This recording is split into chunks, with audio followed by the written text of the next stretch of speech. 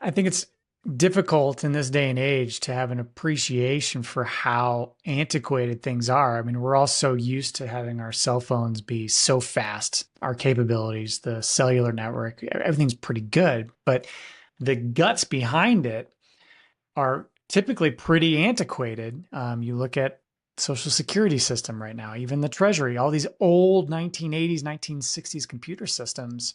So what I hear you saying is that we're basically on the cusp of a complete sea change on how we do all commerce in the world, utilizing Absolutely. some of these technologies you're talking about.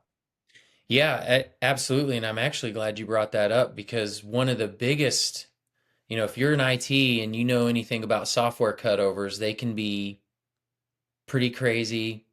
A lot of things can happen, but in no other terms than this, you are literally watching a system cutover happen. And I'll give you the easiest example. So our current world financial system runs on a network called ISO 150022. We've been on that for years, decades. And last year they announced, and Brad Garlinghouse with Ripple publicly talks about this, but there is a new financial computer system called ISO 222 that is already in process of being rolled out. You can Google this, you can look at it. When it was originally announced, some of the tokens that were invested into were listed on there. That information has since been redacted out of the original document. But last year in November, all major banks across the globe, all of your world banks, all of your central banks, all of your nation states, and then trickle that down to all of your big financial institutions that we know over here, right? Like JP Morgan, BlackRock, all those big institutions, they all know this. But that cutover started last November, and they have until the end of 2025 to be completely cut over onto this new system. And that's happening right now.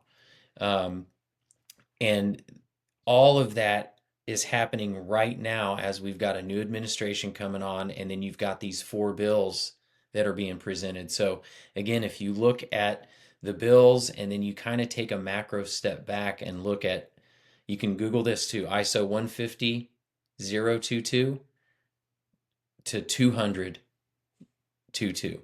You can look that up. That is in process right now. Any of these big banks know it. Any of these nation states, they all know that.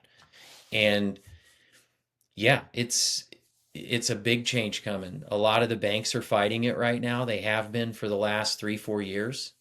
That's why you saw all the negative press, I believe, around crypto. If you listen to anything Gary Gensler talked about, he took multiple crypto and blockchain companies to court and sued them. He also lost a lot of those as well. They manipulated and suppressed the market, I believe, and not to help any of us out, but in my opinion, it was to help all these other nation states and all these big banks and big companies accumulate the assets that I was talking about earlier in the podcast because they know what's going to happen.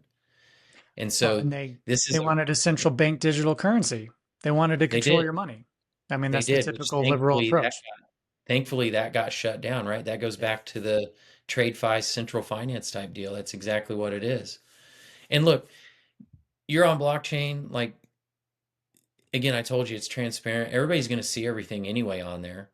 But to your point, if one node goes down or if one computer goes down or one server goes down, you're still that's not going to hinder you being able to get onto the network. Yeah. But yeah, it's a very amazing time to be alive right now, in my opinion.